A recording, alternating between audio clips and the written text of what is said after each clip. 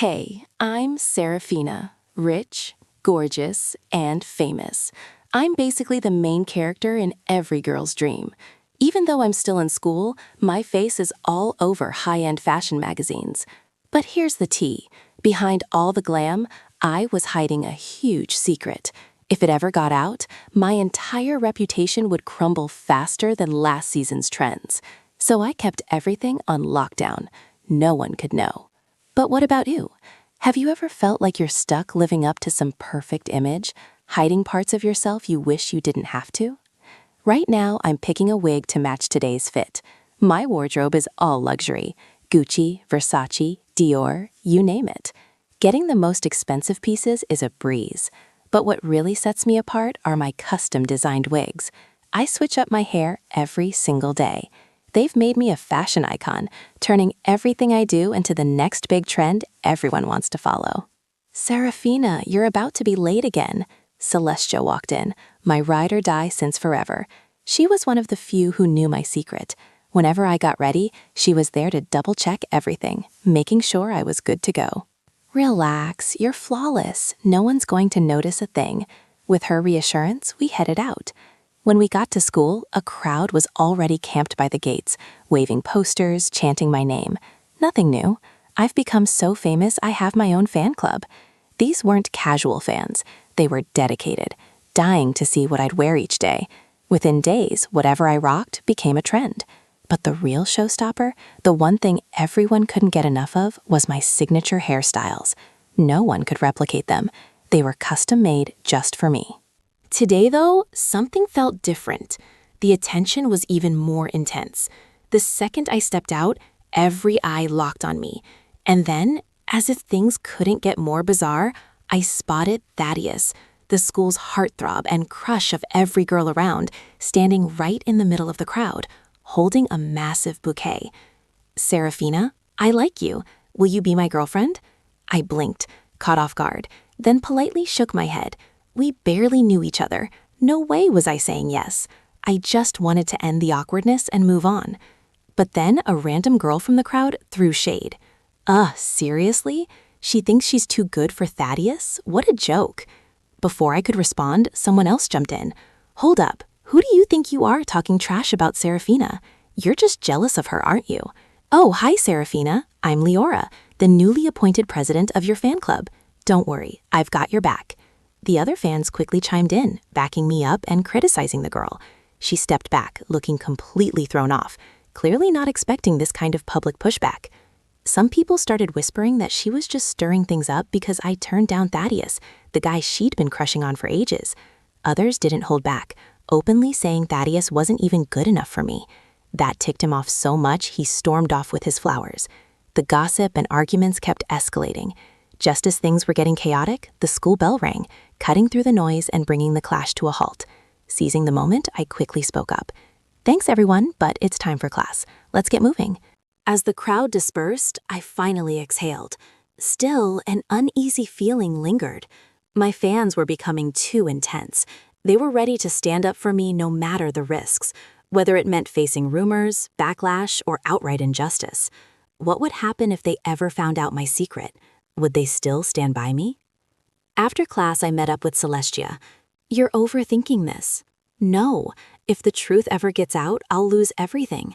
Everyone will turn their backs on me. I just know it. It's a genetic condition, not your fault. You can't control it, so stop blaming yourself. If people find out, there's nothing to be ashamed of. You're amazing, and that doesn't change no matter what. Now stop stressing. Your birthday's coming up this weekend." Her words calmed me down, at least for now. She was right. I had to stop spiraling. Plus, my birthday was coming up, and I needed to throw the ultimate party. When the big day arrived, the vibe was immaculate. I greeted my guests, and of course, my fan club. Leora stepped up with a giant gift box, way bigger than anyone else's. "This is from all of us in the fan club. You're going to be the ultimate queen." I accepted it with a smile, but kept some distance. Leora's energy was a lot. Once everyone was settled, I stepped onto the dance floor to officially kick off the party. "Thanks for coming, everyone. Let's make this night unforgettable." I dove into the music, letting the rhythm sweep me away as I enjoyed my party. Everything felt perfect, until it wasn't. Somewhere in the middle of it all, my tiara had slipped off and tangled in my wig. Panic shot through me as I quickly held my hair in place.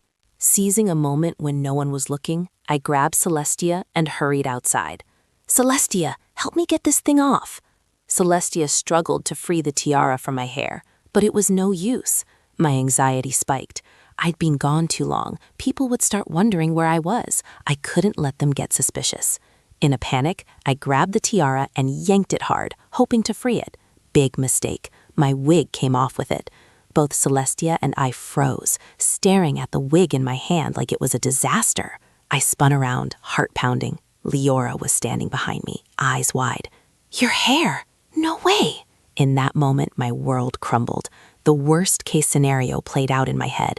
Everyone finding out the truth, realizing I wasn't the perfect icon they adored.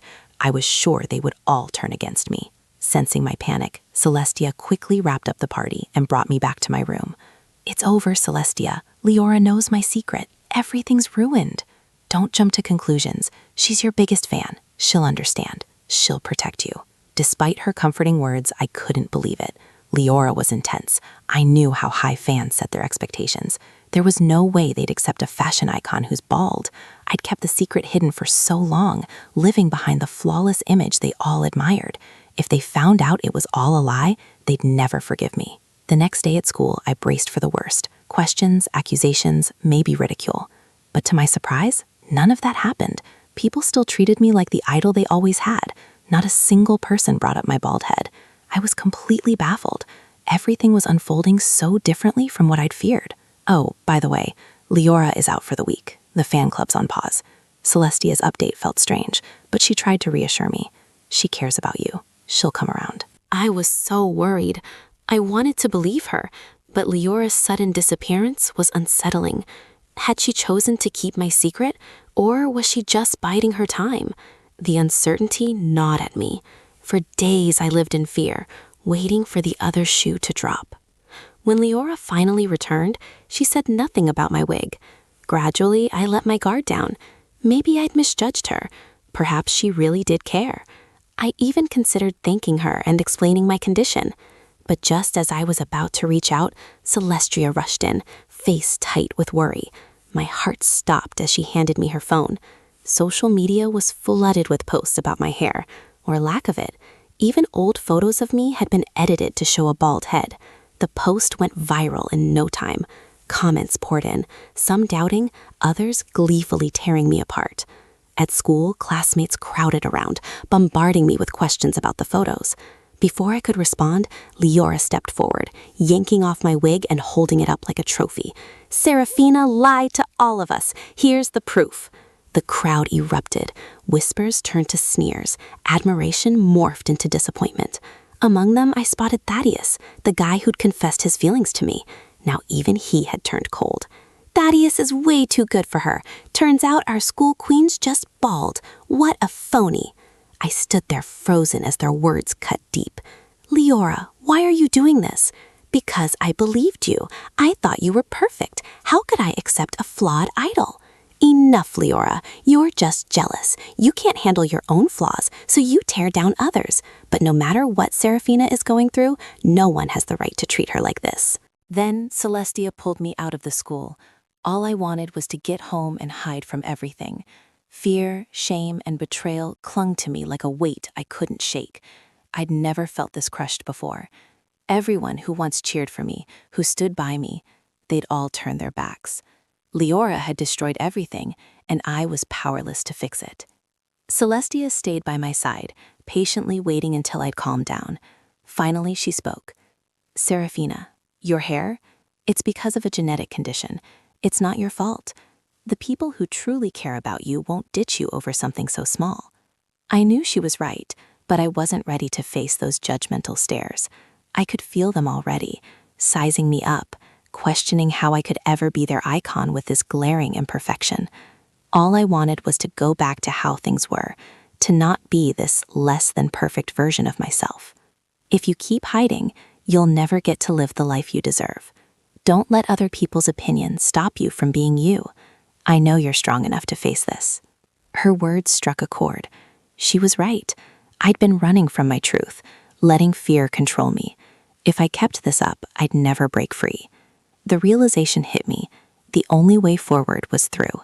Thank you, Celestia. I won't hide anymore. Good. And no matter what happens, I've got your back. Fueled by her unwavering support, I found the courage to confront the truth. The next day, I gathered everyone and stepped up. No wig, no pretense. I'm sorry for keeping this from you, but this hair, or lack of it, is a part of who I am, and I'm done hiding. I'm proud of myself, just as I am. As soon as I finished speaking, a heavy silence hung in the air for a moment. Then, to my surprise, applause began to ripple through the crowd, growing louder and more powerful. Instead of judgment, I saw admiration. They weren't focused on my hair. They were inspired by my honesty. In that moment, I realized something profound. Believing in yourself is the greatest strength. And when you dare to embrace who you truly are, that's when you shine the brightest. What do you think will happen next in these stories? Stronger sister bonds, wild jungle adventures, or even bigger acts of courage? Leave your predictions in the comments, and don't forget to hit the bell icon to get notified about future stories. See you in the next one.